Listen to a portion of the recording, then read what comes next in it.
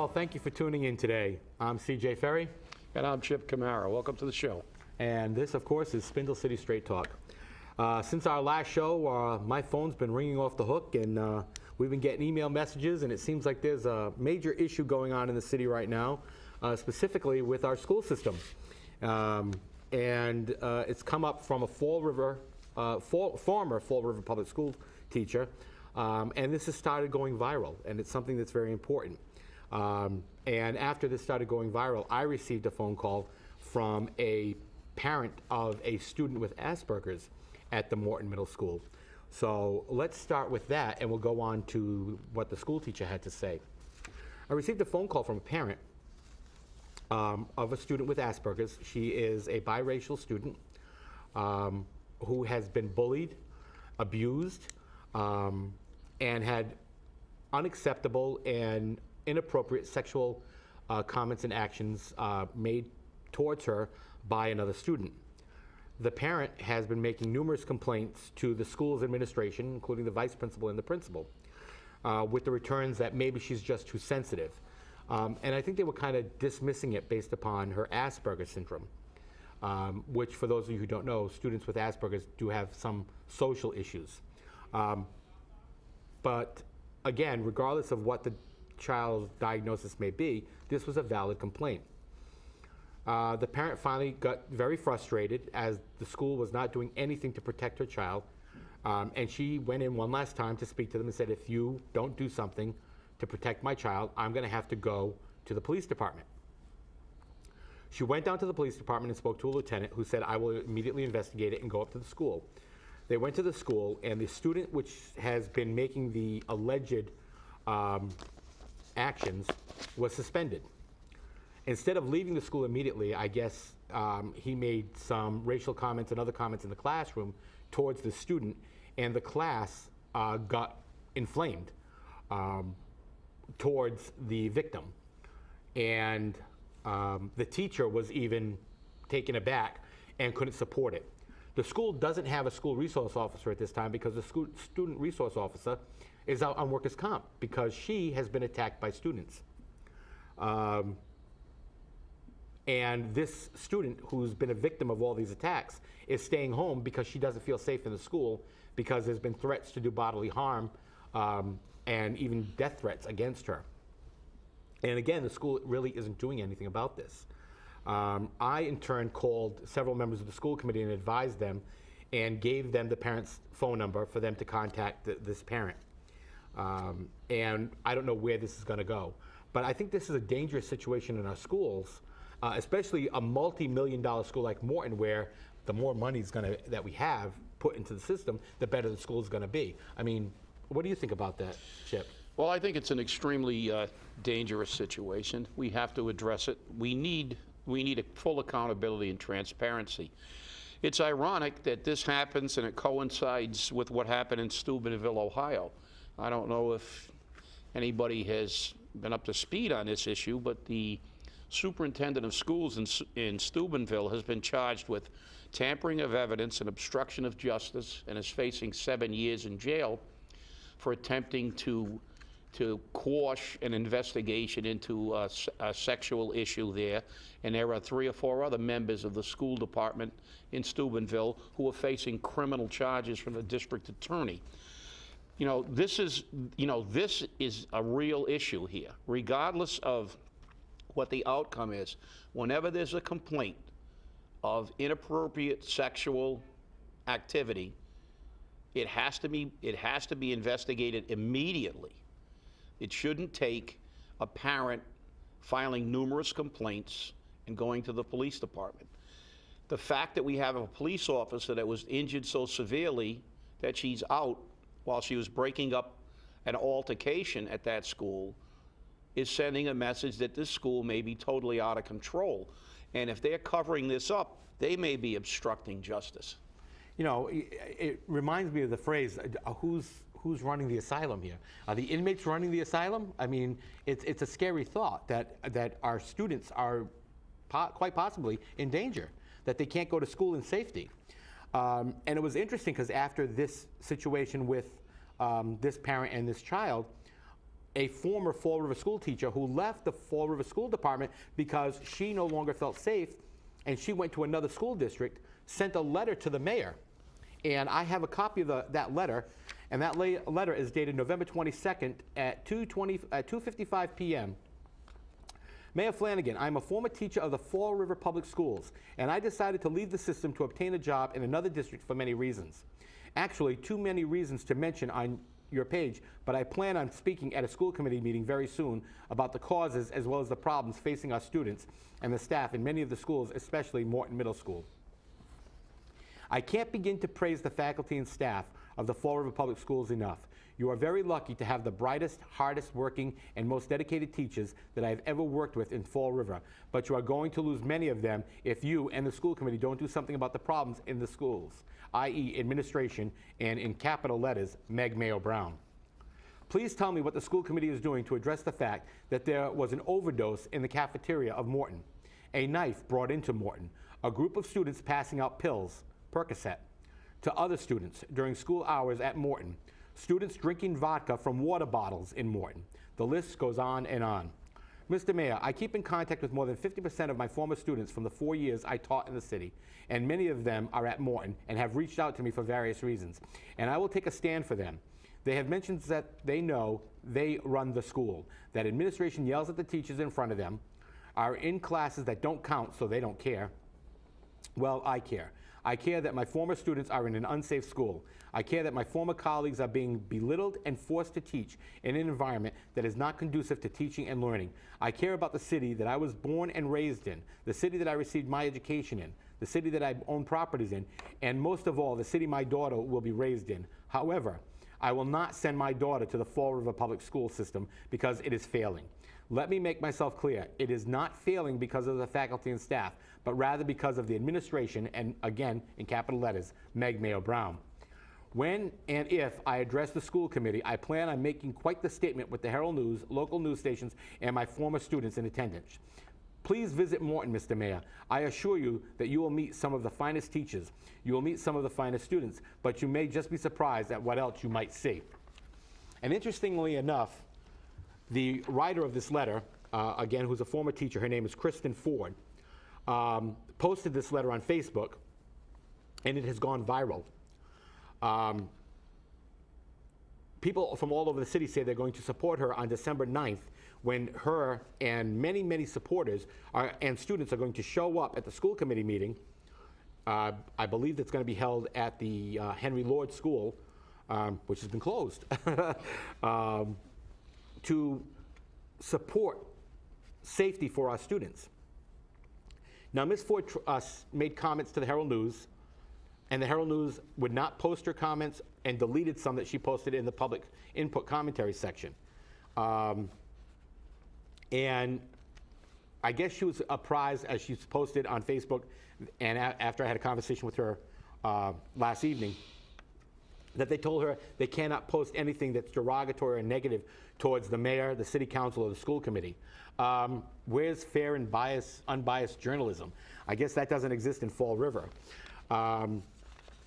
So what she has had to do is she's had to reach out to other media outlets. So I gave her all my press contacts at Channel 6, 10, and 12, Channel 25, Fox News, and told her, contact these people and see if they'll come down and tape it. I mean, this is a big issue. This is going viral. But when you have a former school teacher who left the school department because it was unsafe even for her, we have a problem. And the funny thing is, if you remember on this show, we spoke about the fact that Meg Mayo Brown said to Barry Richard on WSAR and had a meeting with her staff before Morton Middle School opened that said, this will be, not maybe, not possibly, not we have to avoid it, but this will be a level 4 school before the end of the year. And she confirmed that comment on with Barry Richard on WSAR. This speaks a lot to what the administration, Meg Mayo Brown, and the mayor want for Morton Middle School, and it seems to me that they've got it. Well, I think they've gotten a lot more than they've bargained for. This letter is extremely troubling. These allegations of students drinking vodka, in class, in the school from water bottles, bringing a knife in, a student overdosing in the cafeteria. It seems, how do these students manage to be out of the classroom and in places where they can do these things without some type of supervision? We have police officers being injured, breaking up fights. This is more than a small problem, I think. I truly believe that we have a situation here where we've totally lost control of this. And I'll remind everybody out there, Meg Mayo Brown's contract was renewed only because they removed one of the, I believe it was Joe Martin's, school committeeman Joe Martin's evaluation. The only way that her contract was renewed was they had to remove a negative evaluation from school committeeman Joe Martin's. And that speaks volumes about the way this city is being run. If we have a superintendent who can't make the cut, we change the rules. We eliminate a few of the bad reviews so we can keep her. This may be one of the worst decisions that the mayor has ever made. And let's also remember, she got what was it, a $20,000 raise, plus we paid for her PhD, which she dropped out of the program. So we didn't get that money back. We're not getting the raise back. Meg Mayo Brown, you want to pay back the city? I'd appreciate it. What do you think about that? I mean, this is like let's pay for failure, isn't it? We have other city department heads that get paid for failure. Why should it be any different here? Well, I think that's what's really troubling. We talk here a lot, and people will say, well, we're kind of pointing out a lot of things that we may be nitpicking, but the fact is, how can we expect our city to move forward? How can we expect to truly believe that our taxes are being spent well, when in fact we have in DPW we have someone who continually screwed up. I won't sugarcoat it. He screwed up, and he's gotten pay raises. He's still on the job, and we have a superintendent of schools who really didn't cut the mustard, whose contract shouldn't have been renewed, and she got a pay raise, and she got her PhD paid for, which she didn't complete. Now, if you don't complete something, I think that you are now on the hook for the money. I don't think the city should be paying for someone who failed in her PhD program. I think she's failing in more than her PhD program. I think she's failing to run this school system. I think this school system has to be looked at closely. The school committee has to be involved. I had a conversation with school committeeman Joe Martins yesterday. He said the first he heard of this situation was when CJ called. That is totally unacceptable. When the school committee is kept in the dark about these issues, when the citizens are kept in the dark about these issues, and more so when the parents of the children who send their kids every single day to Morton Middle School are not apprised of the danger that their children are in, that is, as far as I'm concerned, malfeasance on the part of all the city officials, and especially the superintendent of schools. The thing that scares me more than anything else is the fact that we have students that are in the middle school, and let's just remove the name of the school for a second here, of a middle school that are bringing weapons, alcohol, and drugs into the school. Do we really want to think that it's just this one school? Could we be that naive? Or could this be happening at other schools as well? I can tell you that when I've been at Durfee, and I have been at Durfee on several occasions over the past couple of weeks, picking up different items that I need either from Fall River Government Television or from the Keeley Library, because they keep a lot of the old records. I've seen the school security escorting students out of the building because they've been fighting with weapons. Two girls, they're fighting with weapons, and the security officers holding the weapons and escorting them out and taking their student IDs to take their names down. That doesn't cut it. That doesn't cut it. The school system is failing our children. And we've heard from the mayor, We've heard from Meg Mayo Brown that the Fall River school system is the blueprint for the nation. I hope not. I hope not. Because it's not the school system, they're talking about Cuss. Well, if Cuss is the blueprint for the nation, why isn't it the blueprint for Fall River? Why isn't all our schools using the same pattern? If it's the blueprint for a level 1 school, why isn't every school in Fall River a level 1 school? Well, because it's the blueprint of how to get the old adage, figures don't lie, but liars can figure. What they did was they moved the trouble around, and now they seem to be isolating the trouble at Morton. They're going to create what we had in the old days as a Ruggles. Years ago in Fall River, we had a school called Ruggles, and that's where they sent all the disciplinary problems and all the kids who were having issues and the kids who couldn't really get their grades up. And it was basically to babysit them until they were old enough to leave school. But I see another major issue here. The schools are not supposed to be a safe haven to commit criminal acts. And that's what we have here. Taking drugs and having drugs in your possession is a crime. Having a weapon and using it is a crime. Underage drinking is a crime.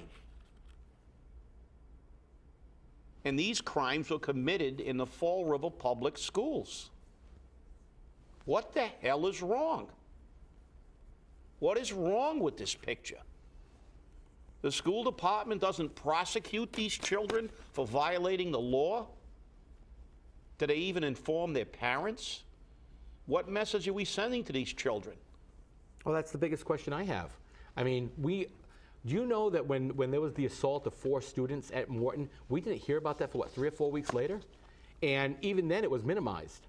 So all these things are going on at Morton and probably other schools throughout the city, and we're not hearing about them.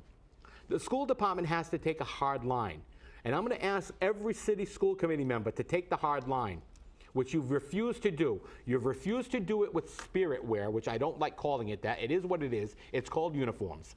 Okay? It should be in every school from elementary to high school. Stop coddling, okay? It's got to stop somewhere, okay? Put it in place everywhere. Stop the disciplinary problems right at the beginning. You put them in and you stop them right away, okay? When a child violates the disciplinary code, there's repercussions for that. If they're doing something illegal, they get escorted out of the school in handcuffs, and they get taken to juvenile court. That's what has to happen. Let the juvenile court system. We have a juvenile court system. I've been at the police station. I've seen them having it. Okay, that youth court. We need to have that. We need to put that through. And then if they can't get it right after that one chance, they need to go to juvenile court. But we need to put the disciplinary action in place, and we need to stop it now. Because if we let it go too much longer, we're not going to be able to take control. Well, we have to do more than just academically educate our children. We have an obligation as parents, and our school system has an obligation to prepare our youth to become adults and live in the adult world. And the adult world doesn't forgive these kind of things. There is accountability in the real world. There are consequences for your actions in the real world. And the only way to teach these children what they're in for is when they commit a crime, to prosecute that crime and send a strong message to the rest of the students that if you commit a crime, you will be prosecuted for that crime just as if you committed it out in the street, and that you will be held accountable and there will be consequences for negative actions, just as there is consequences for positive action. You get accolades. But we have to teach these kids about the real world. We cannot create some kind of cloistered environment where these children feel they're insulated from the real world, and then when they're 18, they just walk out the door and welcome to the cold, cruel world, and they can't adapt, and we wonder why. You know, it's really interesting because I know that there are some parents out there who are watching us, and they'll say, well, you know, when I was a kid, I drank, and, you know, I used to smoke, and I swore, and blah, blah, blah, blah, blah. Well, ask yourself, did you smoke and drink in school? Well, when you were in school, you probably snuck out the back into the courtyard and you smoked outside and you did that. And I can remember when I went to Durfee, which was very funny because when I went to Durfee, the courtyard outside the cafeteria, everyone who smoked used to be out there sitting on the wall smoking a cigarette. And we were all kids. I mean, I never smoked, but I mean, all my friends who smoked were outside and they didn't look down on it. So they kind of adjusted for it then, but they've stopped all that. And when I was a kid, 16, 15, I know I drank. All kids do it, but they don't do it in school. I mean, I'm sure you did it when you were a kid, you know. You had your days with your friends and, you know, we all did it. But we weren't dumb enough to do it in school and get in trouble for it.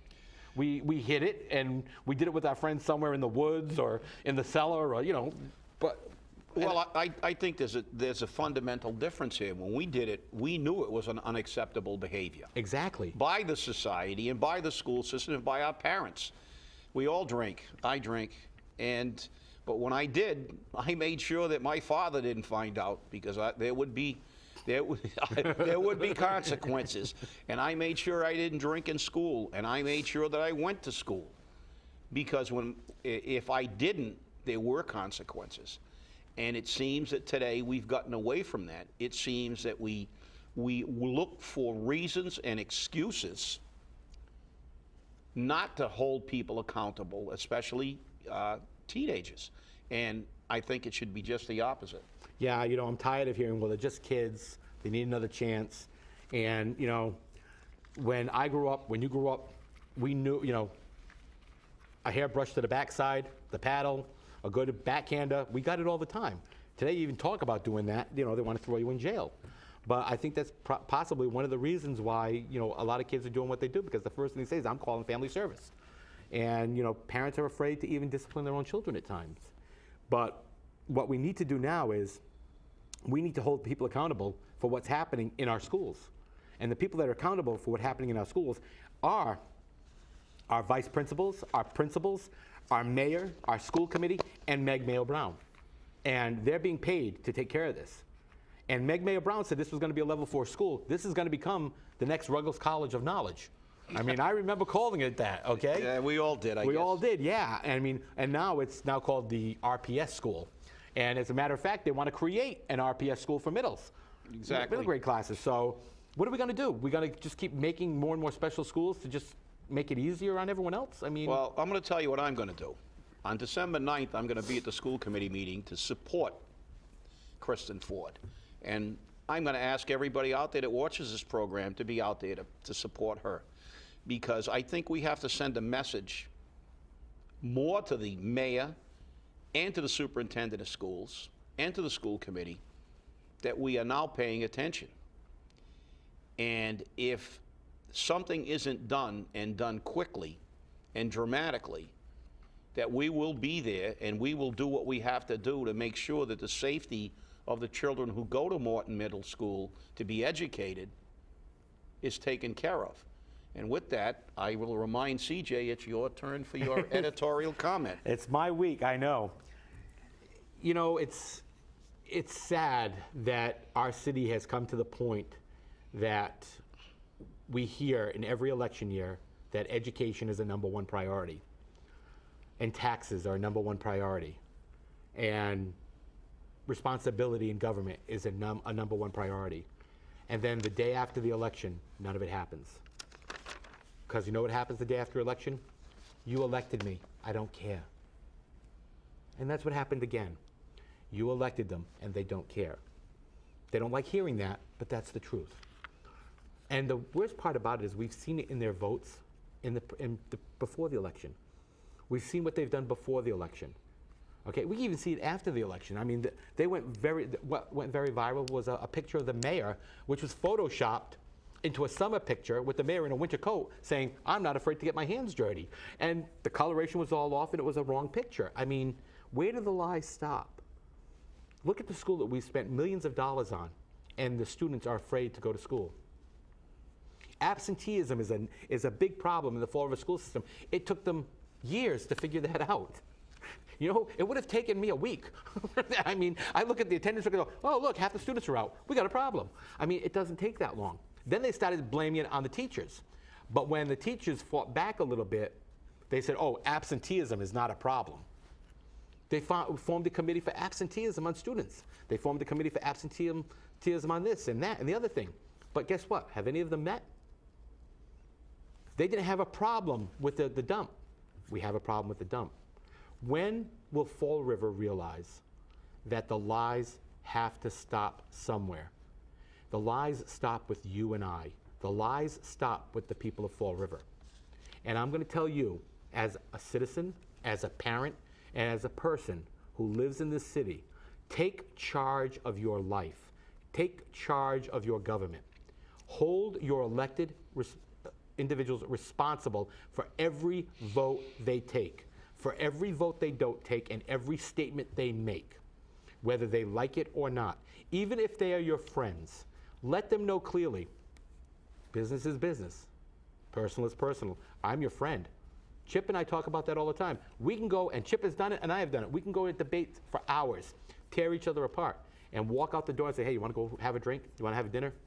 That's fine, because what happened in there is business. What happens outside those doors is friendship, and they're two different things. I can dislike what you do in your job, but I don't necessarily dislike you as a person. Remember that when you take part in action against your government or action with your government. You have to work for the responsibility of everyone, not just for one. And with this school situation, you need to act together. The more people that show up at that school committee meeting, the more we will show the city that we will not tolerate ignorance of our desires and the ignorance of our child's safety. Support Kristen Ford. Go out to the Henry Lord Middle School and let the school committee and let the mayor know we will not tolerate your inaction, we will not tolerate your cover-ups, and we will not tolerate your lies. We want reported every single day, every incident that occurs in every school across the city, and we want it on the front page of the paper if necessary. We won't tolerate anymore. And with that, I yield. Well, that was well said, and I will remind everyone how they insult our intelligence. If you looked at the mayor's goals and priorities for his third term, they were the same as they were for the second term. And this is what we have. And as CJ said, we have to hold them accountable. I read a quote in last week's show from Theodore Roosevelt. We not only have to hold them accountable, we're obligated to hold them accountable. You're not being negative when you tell someone they're not doing the right thing and they're not representing you. There are representatives, and it's up to them to do what we want them to do with this community, because this community is in our hands. And with that, remember, when you talk to them, talk straight. There's no other way to take it. Thank you for viewing. Thank you for joining us. And remember, if you have any comments, complaints, questions, give us a call, send us an email. We're always there to listen. You can find us on Facebook, and we're going to be here again next week. Thanks for watching. Have a good day.